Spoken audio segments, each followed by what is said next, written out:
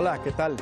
Mi nombre es Fernando Casanova y vengo a hablarte hoy acerca de un título singular que el ángel le da a María cuando le saluda. La llama llena de gracia. Gracia plena, tradujo San Jerónimo. Pero la palabra griega que traduce San Jerónimo es kecharitomene. Kecharitomene aparece solo una vez más en el Nuevo Testamento, en el primer capítulo de Efesios, para hablarnos acerca de la misma gloria, gracia de Dios. Es un título singular que no podemos precisar en tiempo y espacio, pero no es por eso impreciso. Lo que significa kecharitomene es la que siempre vas a gozar del favor de la gracia de Dios, la que actualmente estás llena, repleta de la gracia de Dios, la que siempre, desde siempre, aún antes de nacer, has contado con el favor, la plenitud de la gracia de Dios. Aquí en kecharitomene tenemos evidencia bíblica de que la Virgen fue preservada de toda mancha de pecado original. Está en la Biblia, Lucas capítulo 1, versículo 28. María, Madre de Dios, Reina de la Iglesia, fue preservada libre, inmune de toda mancha de pecado original.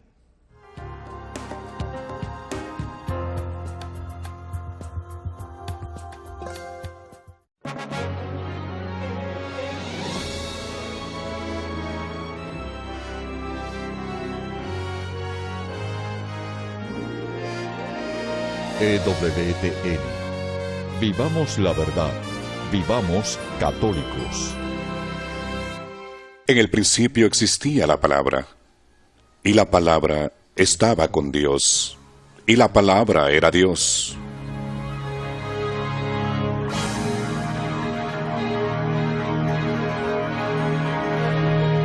En ella estaba la vida, y la vida era la luz de los hombres. Y la luz brilla en las tinieblas, y las tinieblas no la vencieron.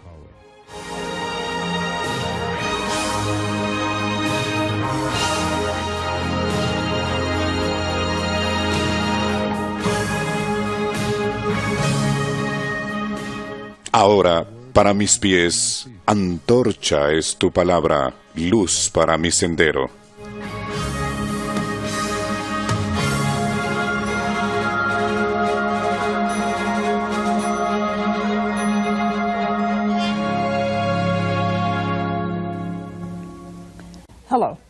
Hola. En las escrituras de hoy vamos a ver el Evangelio de San Marcos. San Marcos es, junto con el Evangelio de San Juan, mi favorito porque aporta muchos detalles que no dan los demás evangelistas. Por ejemplo, cuando estaban en el mar y Jesús dormía en la barca, San Marcos dice, él estaba durmiendo sobre un cabezal. Es un detalle que nos permite imaginarnos mejor la situación. También, en la multiplicación de los panes, Marcos relata que estaban sobre la verde hierba. En este caso nos vuelve a hablar de una multitud que se encontraba sobre la verde hierba. Así que me gusta San Marcos, porque añade esos pequeños toques humanos. Si van al capítulo 6 del Evangelio de San Marcos, capítulo 6, versículo 30,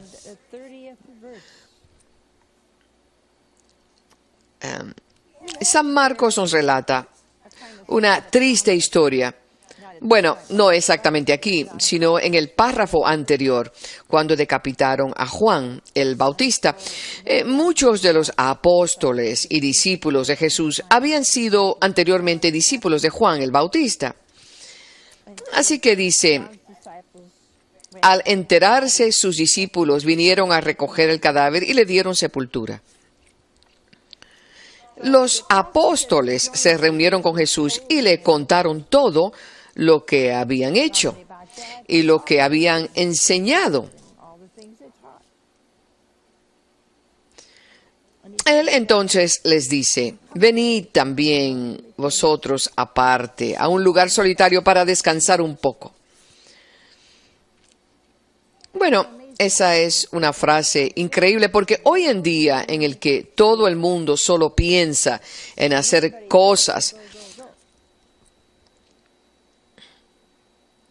rara vez se nos ocurre ir a un lugar solitario para descansar un poco, incluso cuando estamos de vacaciones. Corremos. Y mucha gente vuelve unos días antes de lo previsto para leer después de las vacaciones. Yo pensaba que las vacaciones son para descansar, pero parece que no siempre es así. Así que el Señor dijo, bueno, habéis trabajado mucho y vamos a descansar. Y dice, pues los que iban y venían eran muchos y no les quedaba tiempo ni para comer. Bueno, quiero que recuerden esta frase. Había tanta gente alrededor de Jesús que tenían que controlarla para proteger a Jesús y así poder reunirse con Él en el momento oportuno. Debió ser muy difícil para ellos. Así que estaban cansados y se fueron en la barca a un lugar solitario. Qué agradable. Es muy agradable. ¿No creen que sería hermoso que las familias hicieran eso en lugar de preocuparse y enfadarse continuamente? Sería maravilloso que, como dice aquí, se fueran en barca a un lugar solitario para estar solos. Creo que si las familias lo hicieran, sobre todo las familias que están siempre luchando y discutiendo y preocupándose y enfadándose, quizá ustedes son demasiado ruidosos. A lo mejor necesitan encontrar un lugar solitario en el bosque, en una cabaña, en algún lugar para pasar el fin de semana y proponer. ¿Por qué no cambiamos de ambiente y nos vamos a un lugar sin ruidos, cercano a Dios, para volver a hablar de esto, poner las cosas en su sitio, perdonarnos y volver a empezar?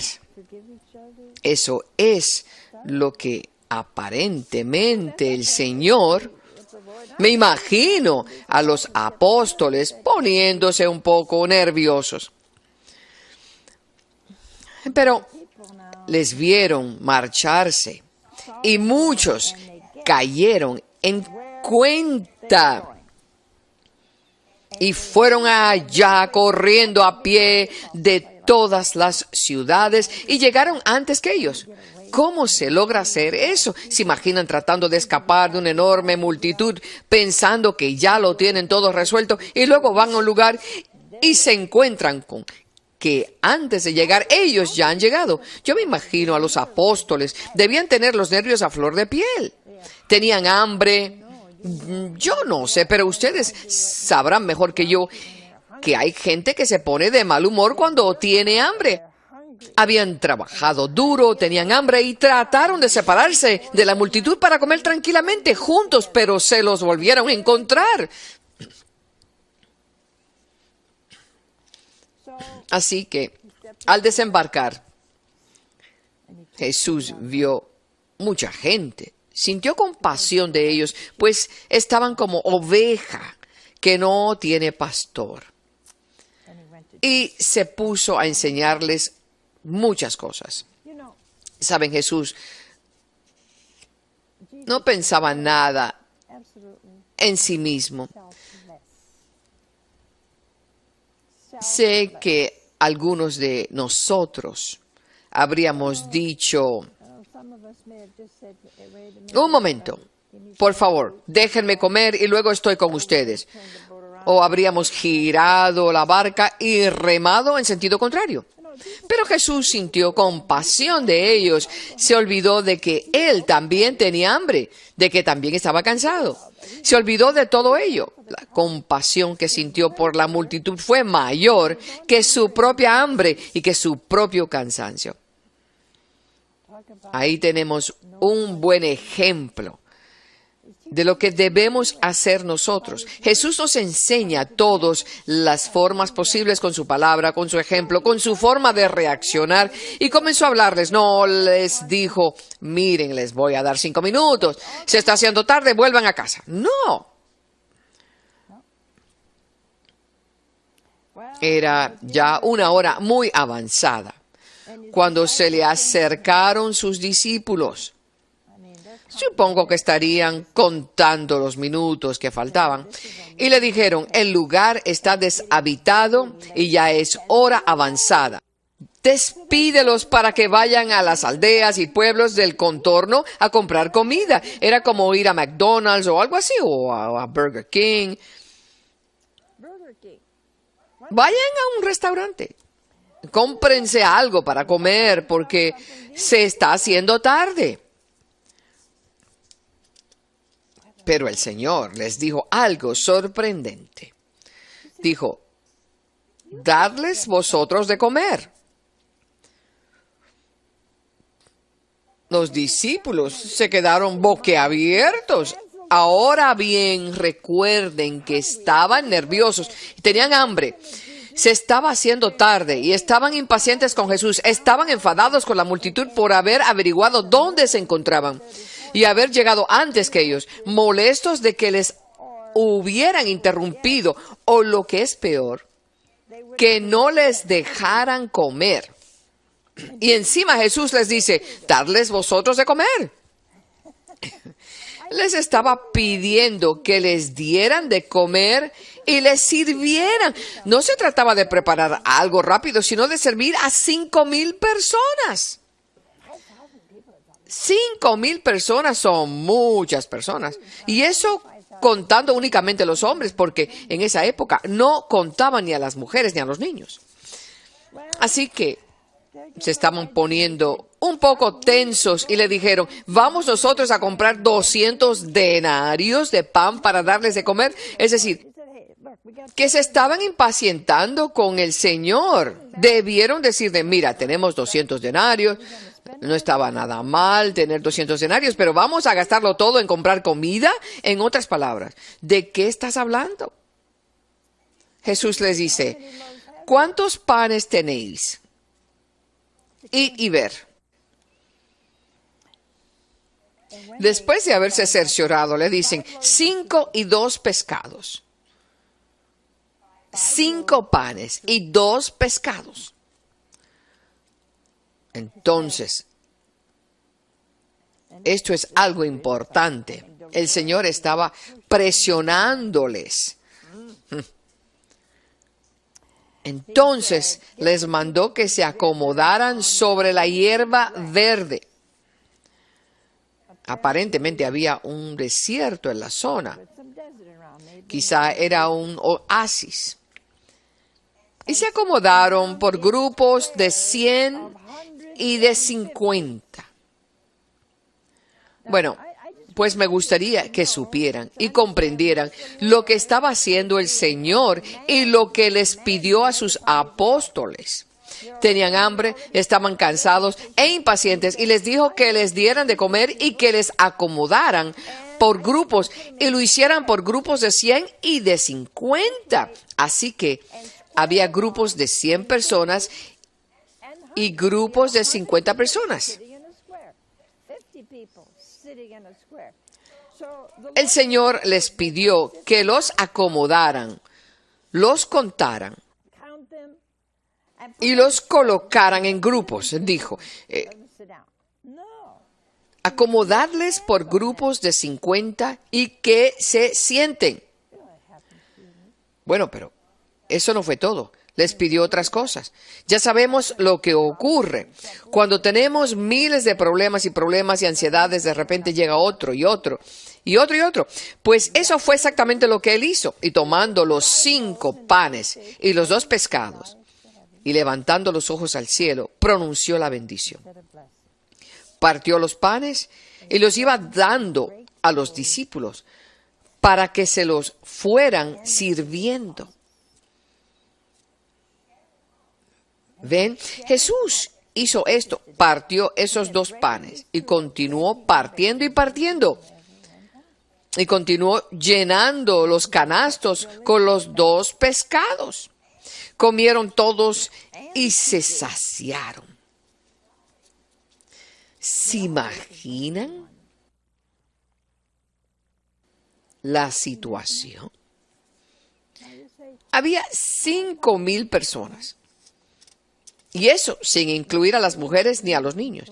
Así que debían ser 10,000. Además, hay quien come mucho. Y dice, comieron todos y se saciaron. Bueno, seguro que no, porque me imagino que los pescados debían ser como los de los barrios italianos de Filadelfia y de Nueva York,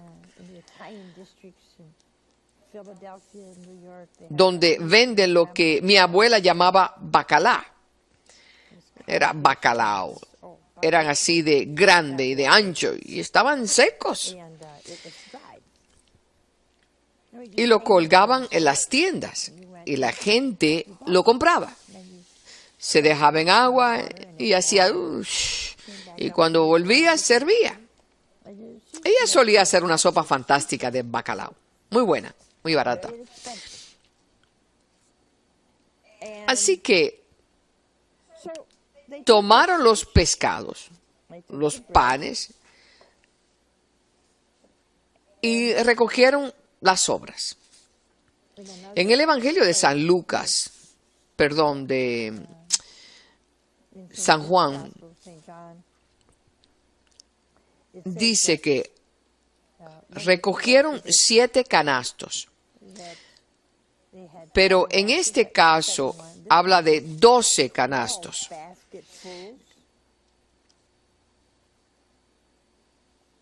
Esa fue otra de las cosas que les pidió el Señor. Supongo que los apóstoles comían mientras estaban sirviendo. Había verde hierba, lo sabemos por San Marcos. Y el Señor les pidió que recogieran las sobras.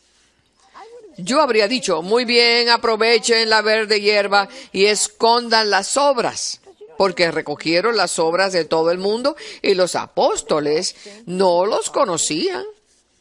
Es como si usted organizara una gran fiesta e invitara a 5,000 personas. Y ya sabe cómo se comporta la gente en una fiesta o en un gran acontecimiento. Se dejan.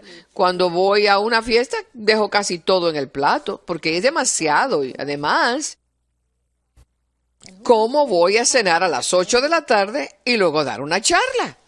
Así que sobró mucha comida. Jesús les dijo que recogieran las sobras.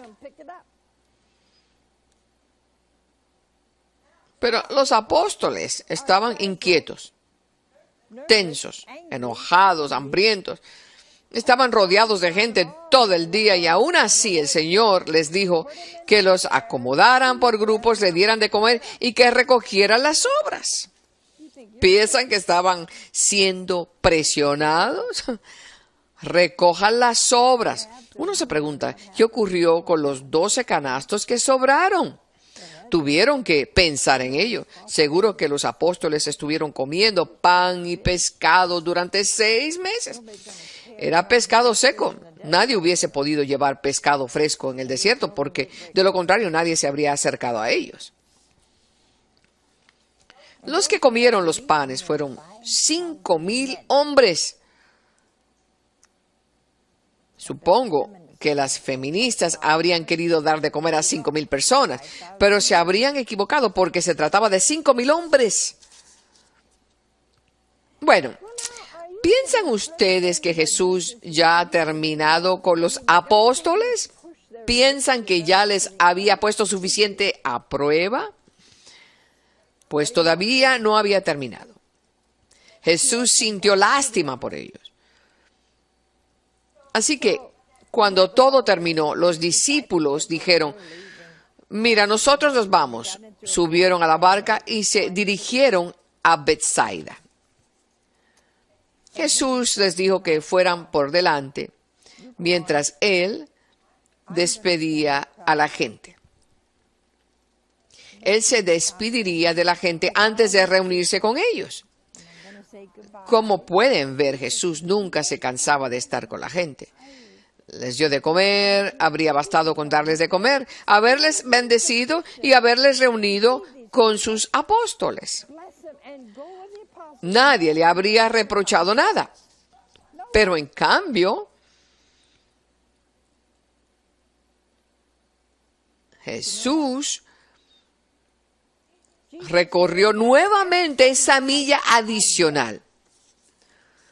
Usted y yo ponemos límites a nuestro amor, a nuestra compasión, a nuestra hospitalidad. Sin duda lo hacemos. Usted diría, estoy cansado, he tenido un día duro, déjame descansar. Pero Jesús nunca dijo que le dejaran descansar, sino que fue a despedirse de la multitud y pidió a sus apóstoles que fueran por delante. Después de despedirse de ellos, quizá después de bendecir a un niño, de tocar a alguien la cabeza o de curar a otra persona, se fue al monte a orar. Esa es otra de las cosas que tiene Jesús. Podría haber dicho simplemente, oye, estoy cansado, me voy a echar aquí, dormir un poco, o voy a dormir bajo las estrellas. Ustedes vayan por delante, la multitud puede regresar a casa. Yo me voy a quedar aquí, por favor, que nadie me moleste. Pero no. Fue así. Había hecho su trabajo, lo había hecho bien y quería hablar con su padre. ¿No es sorprendente que ustedes y yo estemos siempre ocupados? Que digamos que nos falta tiempo, que tenemos que hacer esto y lo otro. Jesús, el Hijo de Dios, creyó que por su naturaleza humana necesitaba orar. Bueno, pues todavía no ha terminado.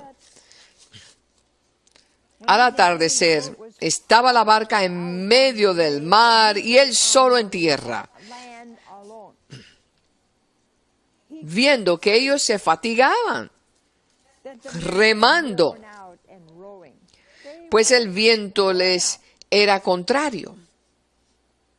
Así que estaban remando. Bueno, habían tenido un día duro y ahora estaban teniendo un atardecer difícil. A eso de la cuarta vigilia de la noche, les hizo esperar prácticamente toda la noche.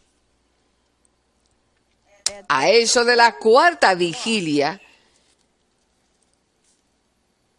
viene hacia ellos caminando sobre el mar. Fue hacia ellos caminando por el mar. Pero ellos se asustaron mucho. Le vieron venir. ¿Y saben por qué es maravillosa esta historia, este incidente? Y quería pasarles de largo.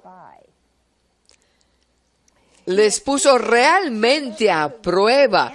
Y cuando le vieron venir hacia la barca, en lugar de acercarse, quería pasarles de largo. ¿Por qué motivo? Porque quería que le llamaran y le pidieran ayuda para resolver sus problemas, sus ansiedades y frustraciones. Quería que le dijeran, Señor, ayúdanos. Es lo mismo que querría que hiciera usted. Pero con frecuencia nos enojamos con Dios, aunque Él no subirá a mi barca a menos que yo le invite. Él es un caballero.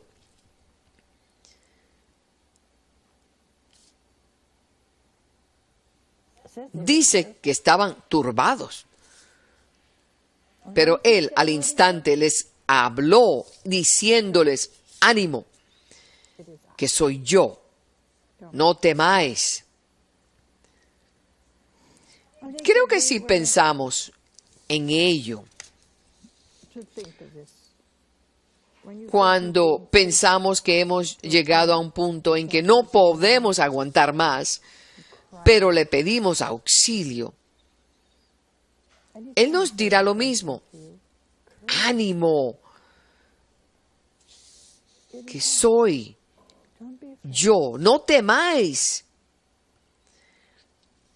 Entonces subió donde ellos a la barca.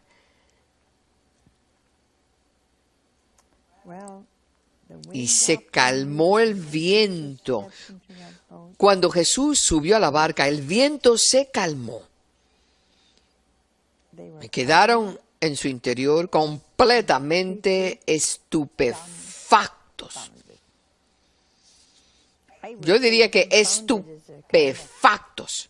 Es una palabra bastante descriptiva. Estaban impresionados, turbados, asustados, pues no habían entendido lo de los panes, sino que sus mentes estaban embotadas.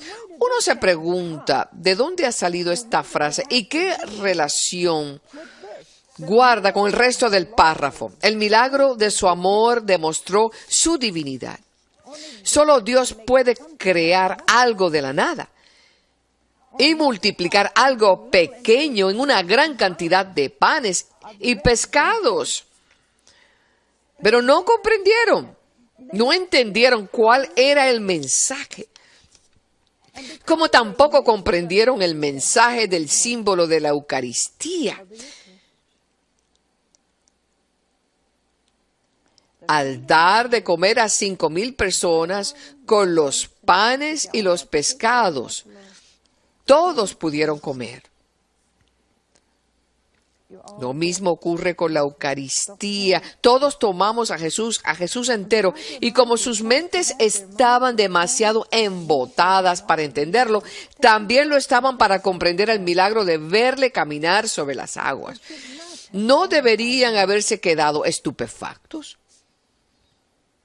No deberían haberse asustado. Sus mentes estaban embotadas y lo estaban porque estaban tan nerviosos que no podían ver a Dios. Estaban disgustados, contrariados y cansados. Estaban descontentos con Jesús, estaban disgustados con la multitud, y cuando llegó el viento, sus almas se agitaron. Así que no habían entendido el milagro de los panes y los pescados, porque sus almas estaban tan centradas en sí mismas que no comprendieron el milagro.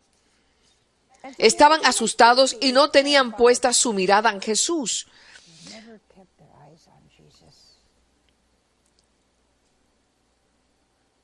Por eso Él les dijo: ánimo, que soy yo, no temáis. Ven, esto ocurre cuando permitimos que el momento presente o las circunstancias del momento presente se adueñen de nosotros, de modo que nos sentimos incapaces de acudir a Dios para pedirle que nos ayude y nos salve. Sus mentes permanecerán embotadas hasta que digan: Dios mío, soy un pecador, he pecado contra ti, lo siento, perdóname.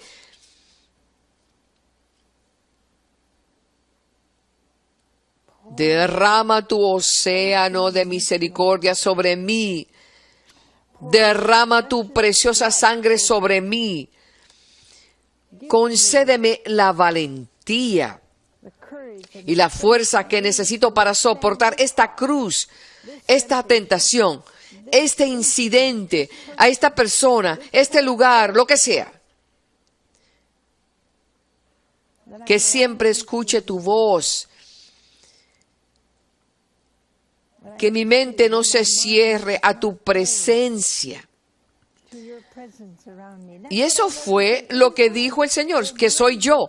Sus mentes estaban cerradas a la presencia de Dios en medio de la tormenta. Y usted y yo volvemos a caer una y otra vez. Así que, amigos míos, vamos a pedirle al Señor esta noche que nos abra la mente para que, independientemente de lo que ocurra, de lo angustiados, de lo agitados o del miedo que tengamos, podamos mirar como lo hicieron los apóstoles y solo veamos a Jesús. Buenas noches.